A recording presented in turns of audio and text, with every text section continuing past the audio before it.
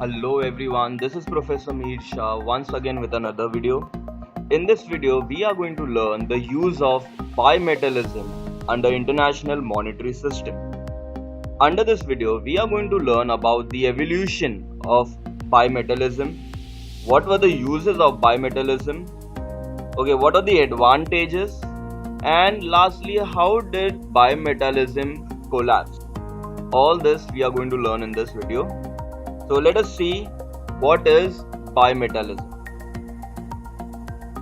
Now, as the name suggested, bi means two and metallism means metals. So, the system of bimetallism said that two metal was to be used by the countries for the purpose of trade and international payment. And these payments or these metals were the basis of their determining the exchange rate among the countries. Now, as the name suggested, bimetallism is a standard in which the value of monetary unit is defined as equivalent to certain quantities of two metals, as we suggested bimetallism. So there are two metals present in that, typically gold and silver, creating a fixed rate of exchange between them. A double standard in the sense that both gold and silver were used as money. Both gold and silver were used as international mean of payment, and the exchange rates among currencies were determined by either their gold or silver content. Now, the exchange rate between both the metals, that is gold and silver, was fixed. Okay, now some countries were on the gold standard, some on the silver standard, and some were on both. It means that there were few countries in which the transaction used to take place only with the help of gold.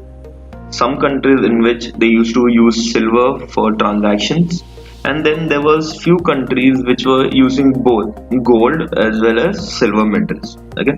Now the most important point in bimetallism is that gold and silver were used for international payments and determining the exchange rate. Now that's a very important point.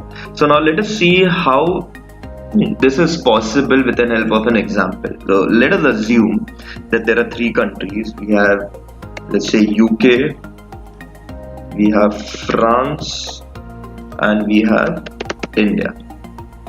Now UK is a country in which they use only gold for the purpose of international trade and international payment. In UK, all the goods are valued in terms of these gold coins. Now, in France, on the other hand, it has both. It has gold as well as silver coinage. So in France, the transaction of international trade are taking place on both bases, even on gold coins and even on silver.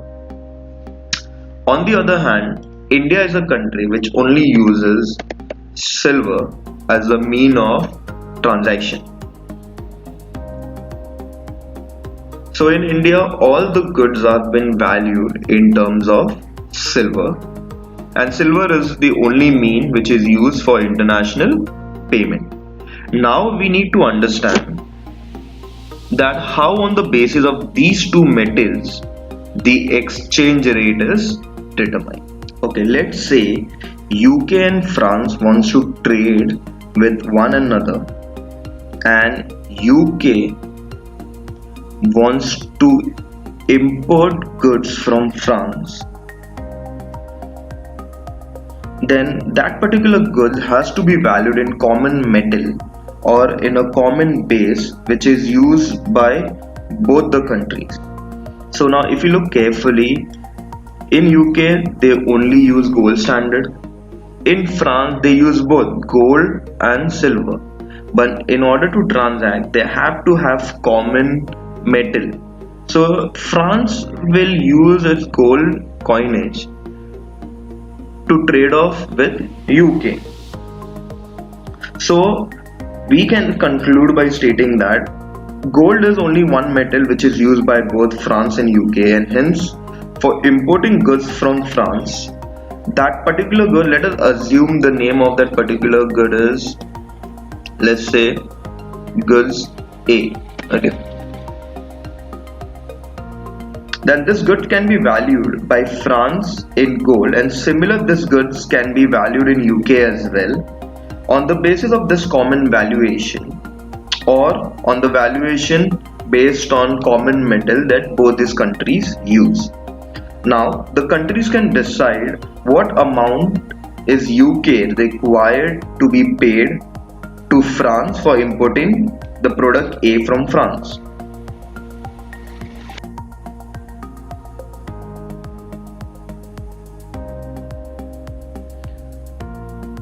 Now same is the case between France and India. If France wants to import certain goods from India, both of them use silver as a currency. Now if France wants to import, let's say, product A from India, then France can value this commodity in terms of silver.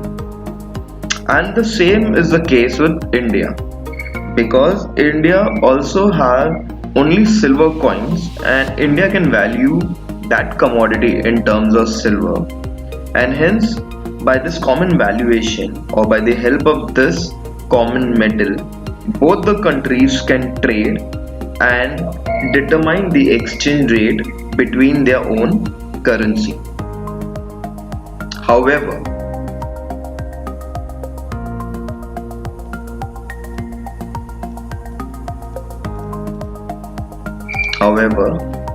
if UK and India wants to trade off, if UK and India wants to trade off,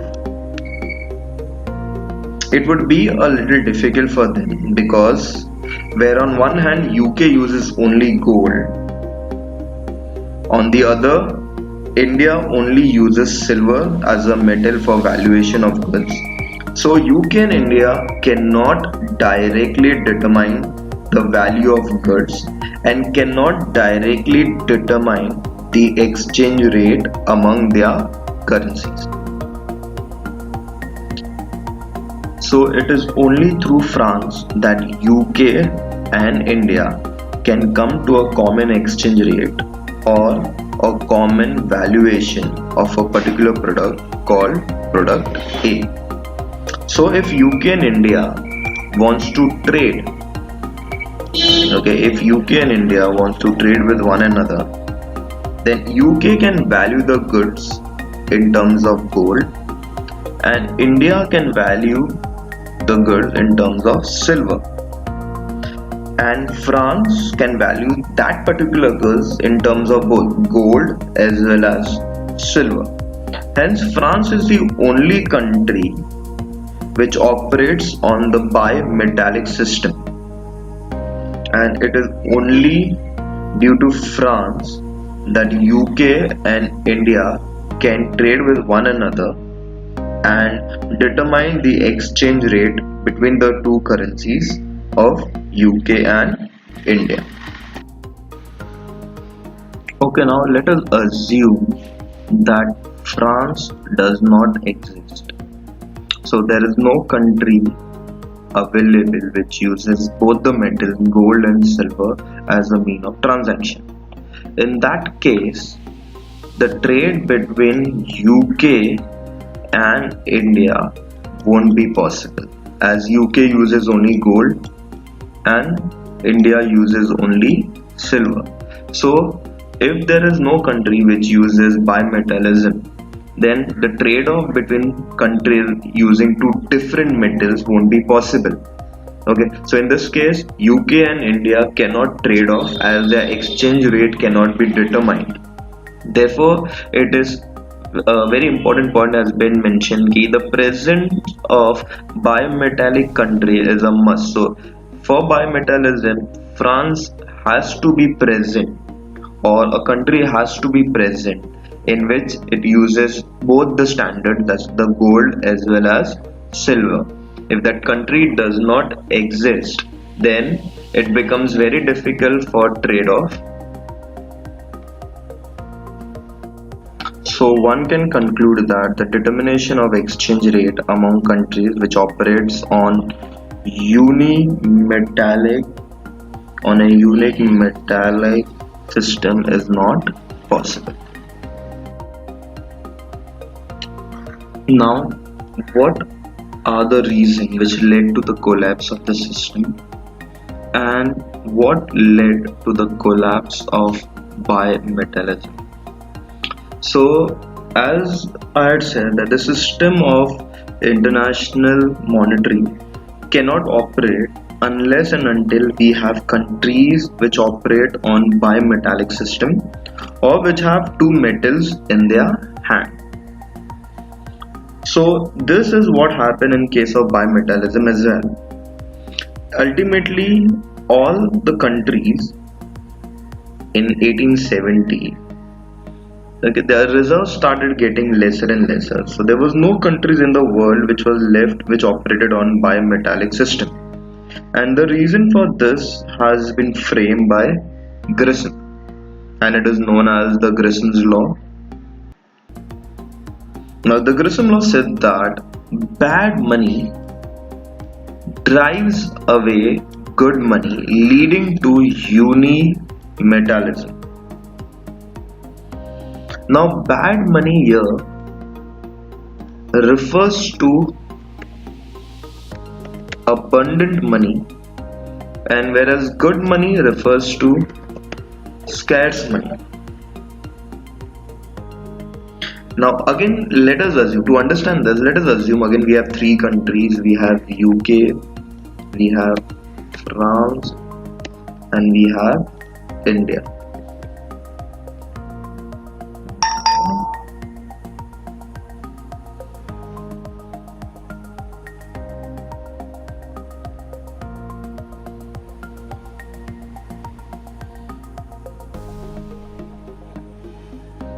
So now let us assume that France exists in the world and it uses both gold and silver for international payment and for determining the value of goods as well as the exchange rate.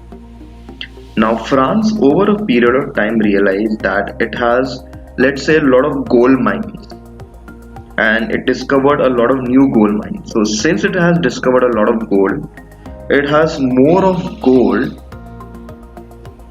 Okay, it has more of gold as compared to silver. So as compared to silver, gold is abundantly available in France.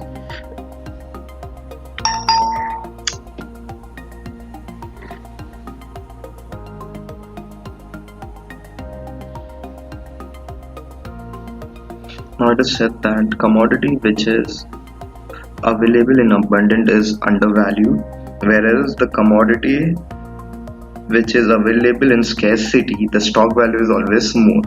The same thing happened with France. The citizens of France realized that they had more gold metal or more gold coins as compared to silver coins. They started using gold coins more frequently and in larger quantities for the purpose of trade. So silver coinage was considered to be as scarce, hence it was valued more, and the people started utilizing less and less of silver for the purpose of international payment, because they didn't want to part only with silver, because silver was considered to be more valuable, as a result of which ultimately all the citizens of France and the government of France started using only gold for international payment, and silver was totally out of circulation and only went out of usage by international payment, and as a result of which France converted into a country which used only gold. So in another word, France, like UK and India became unimetallic. In some countries, the abundant metal was gold, and in some it was silver. So the abundant metal drew away the scarce metal. The country were converted into unimetallic country from a bimetallic country. And the result was that since no country was left in the world which was bimetallic, the system collapsed, and hence the system is no more into usage.